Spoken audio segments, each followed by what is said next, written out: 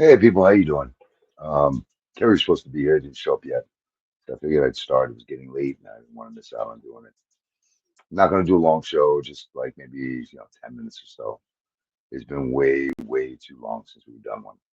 A lot of shit's gone on in my life, in terms of literally got turned upside down. I mean, I found out amazing amount of stuff that just screwed up years of my life. Anyway, but we won't even go there. Also, I had some dental work. You remember a while back, I had a couple of teeth removed. I had dental plants put in. I'm doing that now also, so I'm kind of missing some teeth on the side here. So if I lisp or something like that, is what it is. I have two bone grafts that are getting like, I guess, attached. Anyway, just figured we haven't talked and talk about the Dems a little bit. What I'd like to point out, it's so funny because there's an old phrase, and it's cheaters never prosper. You think about that for a minute, and in the Dems situation, it's actually what happened. So they just charged, I believe, like five or six people with rigging the votes, basically, mostly through mail-in ballots. Some at the actual polling sites, and it was Democrats. They were rigging. Now I can't be positive if it was this election or 2020. I didn't really read the article. I have to be honest. I just saw the headline on it and I heard a little bit on the news, but I didn't really put a lot of weight into it because, to be honest with you, I'm tired of even talking about that subject. Listen, 12 million more people voted for Joe Biden than they did for Obama. So you're telling me Biden was more popular with the minorities than Obama was? That's crazy. It's just absolutely crazy. It's what, and if you look at how many less voted in this last season, in this last election, you can see the difference. There's no way it wasn't rigged. It absolutely was rigged, which kind of brings me back to my point that it's full circle, and you'll understand why in a minute. The Dems had to get him. First off, you have to realize from 2016 to 2020, Trump was basically hogtied. They tied him up with lawfare. Okay, so they used their courts, they used their prosecutors, etc., to tie his time up as much as possible so he could get as little as possible done. The most egregious examples would be Adam Schiff. Adam Schiff was the worst, the absolute worst liar. It's funny because he wanted to be a screenplay writer. That was his initial what's the word, occupation that he was looking to get into. And if you listen to his stories, he would have been great at it. He would have been absolutely great at it. And he tells them like he's talking in a library to a group of seventh graders. And watch, you'll see. Yeah, I should have pulled up some, but I can't stand them, so I don't even want to look at him. He looks like a drawing from a Beavis and Butthead cartoon. The way they would kind of draw a person. Anyway, but he's the most egregious example that I could give. He just lied about everything. He's got a whistleblower that's going to come up, but they got to clear the lawyer. But they and oh, he'll definitely never showed up, and it was a total lie. Anyway, so getting back to the subject, the Dems. This is, so I told you about the phrase about cheaters never prosper. There's another one called stepping on rakes. And that what it basically means is think of it like this. You have a 10 by 10 yard, 10 foot by 10 foot yard, and you got 15 rakes on the floor, and you send someone out walking there with a blindfold on. That's stepping on rakes. Every time you step on one in the front, it hits you in the face this way. You step on one in the back, it hits you in the back of the head, etc. Well, this is what the Dems did to themselves. Because, as I said, from 2016 to 2020, this man was hogtied. There was nothing he could do. There was not one iota that he could do on an easy scale to get something done. And he still managed to do it. He still managed to get, like, he made his energy dominant. There's a lot he actually did. Um, and believe it or not, a lot of what he did was for minorities and for women. That's so funny. And for the Jewish community. And yet he's called a feminist, an anti-feminist, a racist. You know, it's absurd. Anyway, this man has more minority awards from NAACP, like from all the organizations. I don't, I can't go into like, every single one because I'm not really that well versed with them. And it's not because I don't donate, because there's only one place I really donate. Well, two.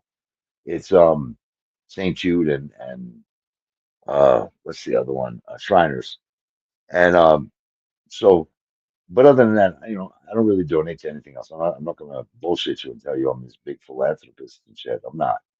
But those kids just kill me. I mean, it's just those kids just break my heart every single time the commercial comes on.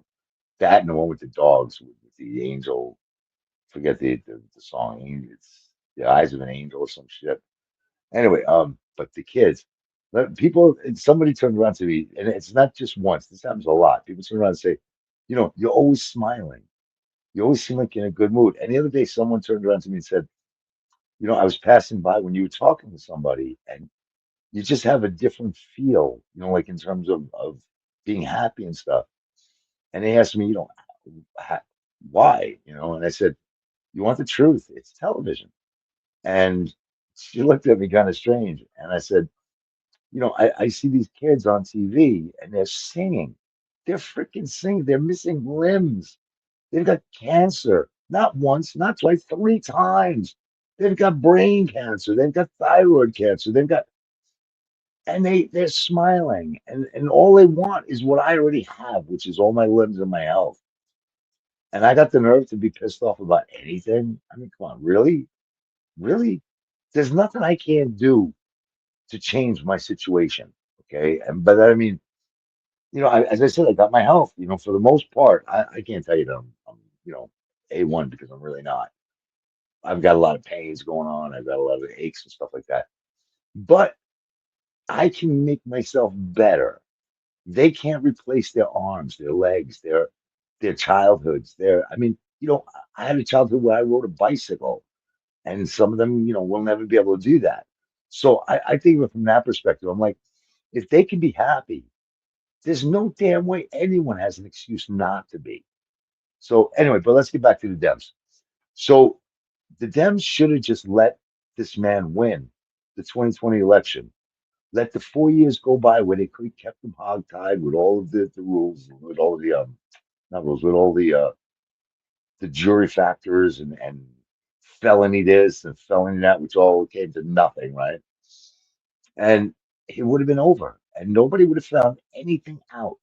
There, all this waste and this, nobody would have known anything about it because they would have been well, the left would have been so busy calling him a criminal, and the right would have been so busy defending him that it would have all been just ignored. I mean, that's the truth. It would have been ignored, and he would have had no validity. That's the other thing. So by beating him and not just leaving him alone, see that's where they screwed up.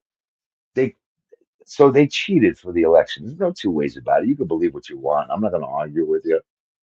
But there's no way Joe Biden had the most votes in history over guys like Clinton, Bush, Obama. I mean, I'm not sure he had more votes than George Washington. I'm not sure they're not the same age. But what I'm saying is, by them having to win and having to just show how horrible Donald Trump is, they actually were prospering at that point. And all they had to do was leave him alone. Leave him alone. It's funny, a snowball that rolls downhill gets bigger, okay? But if you get in the way of that snowball, you stop the momentum. And that's what they did. When they started to go after him with all 100, come on. This is a man who is 74 years old. And in 74 years, he's never had one charge, be it felony or misdemeanor. He's never had, excuse me, I'm sorry. He's never had one charge, not felony nor misdemeanor. And all of a sudden, at 74 years old, he turns into like Bonnie and Clyde, him and Melania. It's absurd. 114 charges. What you didn't take into consideration is Americans don't like the absurd. Okay, that's number one. We don't like the absurd. So if you had just charged them with, one or two things, and you might have gotten away with that, and everybody would have just kind of kept it. But you made it such a shockingly large number that you made people take notice. And then What happened was he did the best thing he could was he embraced it. And the thing about again Americans is we love the underdog, but we love an underdog that's like Bruce Lee or like John Wick or Jack Reacher, where he knows he's going to kick ass, and yet he still treats them like they're more powerful than he is. So by that I mean like you see someone like a Jack Reacher, okay? So that great scene in the movie where he takes on the five guys. It's he's walking out there not as a tough guy. He turns around to the guy and says, "Remember, you wanted this," and that's the underdog that Trump is. Trump ain't doing it. You wanted it, you know, and that's kind of what they did. Was they created this folk hero, this legend, and then to top it off, getting shot and not running like a little chicken shit. He stood there and told fight back. He stood where he got shot. Listen, say what you want about the man and think what you want, and that's great. And you know you're wrong. Honestly, you know you're wrong. You know this man is doing nothing but the best he possibly can for the country. And if your hate for him is so much that you wish the country to downfall, then you're the problem. But see, the Dems, what they should have done was just let him win. It would have been all over. Now we saw 4 years of the worst presidency. And Trump makes a joke, and you've actually heard me say this joke probably. He just started making it, but I've been making it for 3.5 years since 6 months into Joe's term. Um, and what I said was Carter wouldn't die until he saw a worse president. And that's why he was able to let go because he finally saw a worse president than he was. And not let me tell you something. First off, Carter was amazing. Okay. Carter's problem was he was ahead of his time. So he was, I believe, was either a nuclear physicist. I'm going to say nuclear physicist. Everybody talks about him being a peanut farmer, but I believe he was a nuclear physicist, and he was trying to push like a lot of nuclear stuff and this and that. And we didn't really understand it at that point. We didn't really grasp what he was saying. You know, hey, that's half the battle. You can know everything, but that doesn't mean you can teach it. See, you know, there's a certain technique to everything you have to do. But Carter had the greatest of intentions, is what I'm saying. It just didn't work. It just didn't work for him. But he had the great. He was like you know, Saint Bernards. You know, like when they're supposed to come and save you with their pal. He was like a Saint Bernard with rabies. Okay, everything he tried to do just went in the bucket because he couldn't get the right team to work with him. He had the option of being one of the best presidents ever. The problem again was he was too far ahead of his time. So anyway, but that's neither here nor there. Um, so they created this folk hero, like a Jack Reacher or John Wick, or they created him, and then he just embraced it. He was the again. This is the smartest um, public relations man you can imagine. And what you don't understand is there's a saying about Howard Stern. Years ago, I used to listen to Howard Stern, and if you watch the movie Private Parts, it's in Private Parts, and they ask the guy, they're like, how long does the average Howard Stern listener listen to the radio? And they say, an hour and a half. And he goes, well, why do they listen so long? And he says, well, they like them. So then he says, well, how long does the average Howard Stern hater listen to the radio? And they say 2.5 hours. And he goes, why would they listen? They hate him.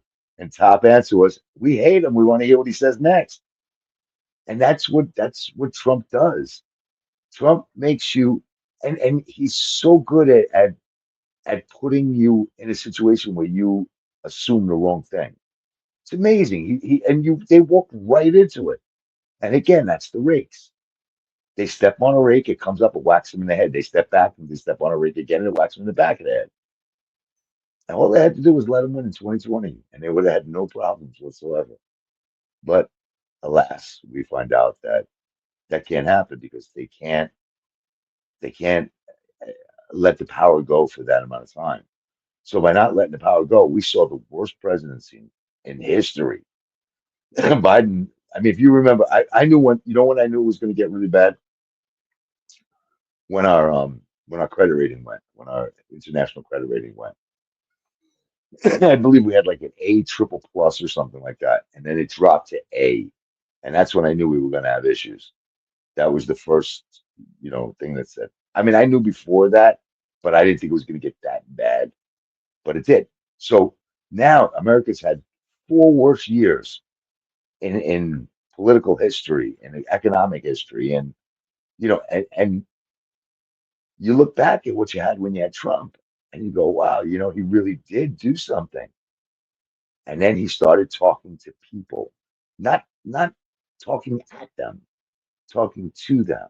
Instead of telling them how bad they were and how, you're the best today. And that's why I'm against parades too, because they segregate people. Should be one parade, an American parade, period. Should be on the 4th of July, done.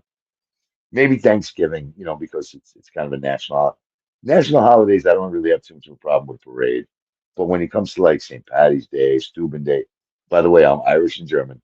St. Patty's Day, Steuben Day, Puerto Rican Day, all of these days. What you're doing is you're telling the person that they're the best for that particular day, and it's stupid. It's just dumb.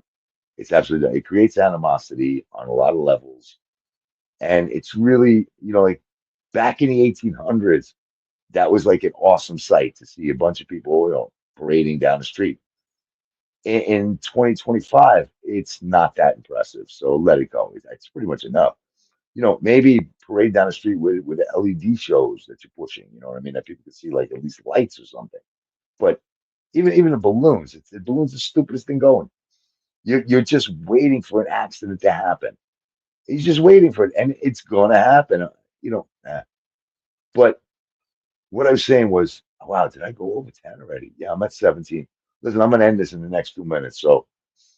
Um, so what they did was they gave us a look at what could happen if we allowed the Dems to keep the ball rolling. And we realized that we had to put something in front of that ball and stop it.